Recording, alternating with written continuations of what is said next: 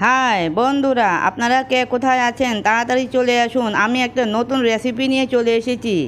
Bangla test চ্যানেলে সবাইকে স্বাগত জানাই। আমি মসুর ডালের একটা মুখরোচক রেসিপি নিয়ে চলে এসেছি। আসুন আমার সাথে আমার প্রিয় রান্নাঘরে। আমি কড়াতে ঘি গরম করতে বসিয়ে দিয়েছিলাম। আমি এখানে পেঁয়াজ কুচিগুলি ভেজে নেব, একটু লাল লাল করে ভাজবো। এই দেখুন, বেশ সুন্দর। লবণ দেব না, লবণ ছাড়া ভাজবো। আমরা সাধারণত লবণ দিয়ে ভাজি, এখানে লবণ দেব না। পেঁয়াজটাকে ভেজে নেব। এই দেখুন, পেঁয়াজের রং চেঞ্জ হয়ে গেছে, আস্তে আস্তে রং চেঞ্জ হচ্ছে। এই দেখুন কতটা লাল হয়ে গেছে, গোলাপি হয়ে গেছে। এখন আরেকটুখানি লাল লাল হবে। এই যে হয়ে গেছে আমার পেঁয়াজ ভাজা। নামিয়ে নিচ্ছি প্লেটে।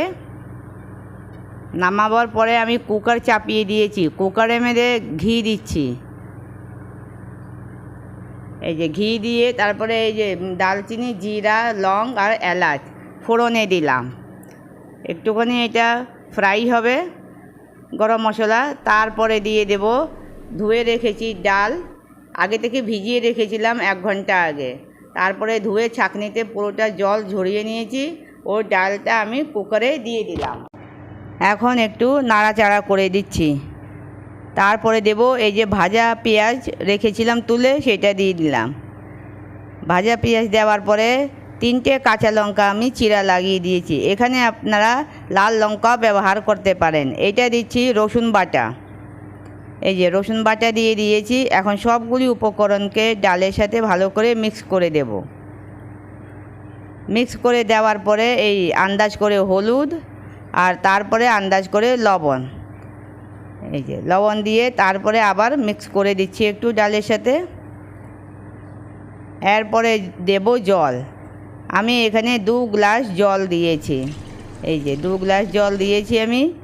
তারপরে কুকারের ঢাকাটা বন্ধ করে দিলাম। এবার সিটি আসবে। সিটি আসার পরে এই যে আমি খুলে দেখছি, যখন স্টিমটা শেষ হয়ে গেছে, কি সুন্দর ডালটা সেদ্ধ হয়েছে। দেখুন, ডালের রঙটাও খুব সুন্দর হয়েছে। এবার এর মধ্যে আদা কেটে রেখেছিলাম, আদাটা দিয়ে দিচ্ছি। এই যে এখন এর মধ্যে দেব আরেকটা জিনিস। দেখুন, এই যে দই ফেটিয়ে রেখেছিলাম, প্রায় 1 কাপের মতন দই, টক দই। এই দইটা দিয়ে দিলাম। দইটা দিয়ে দই আর আদাটা একসাথে এটার মধ্যে একটু বয়েল হবে। দেখুন দইটা দেওয়াতে ডালের রঙটা কত সুন্দর হয়ে গেছে আরও। আর এই এখানে ধনেপাতা কুচি দিয়ে দিচ্ছি। খুব সুন্দর ডাল হচ্ছে। এই ডালটা বেশি কিন্তু পাতলা ভালো লাগে না, একটু ঘন ঘন হবে, খুব সুন্দর ভালো লাগবে খেতে। এখন পেঁয়াজ ভাজার কড়াতেই আমি চাপিয়ে দিয়েছি, ওর মধ্যে আরেকটুখানি ঘি দিয়ে দিলাম। ঘি দেওয়ার পরে এর মধ্যে দেব জিরা ফোড়ন।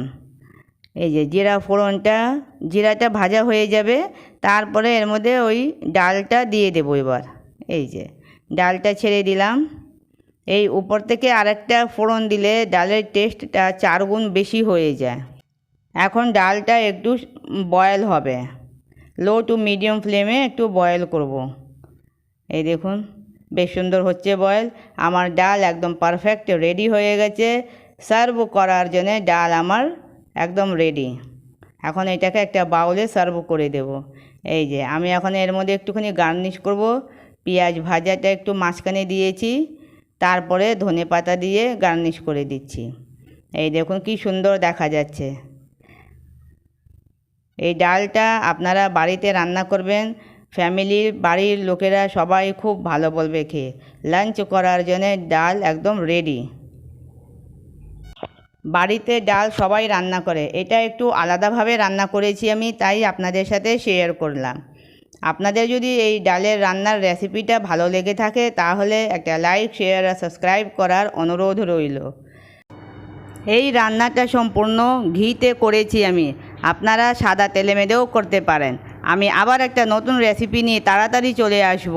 Bye bye.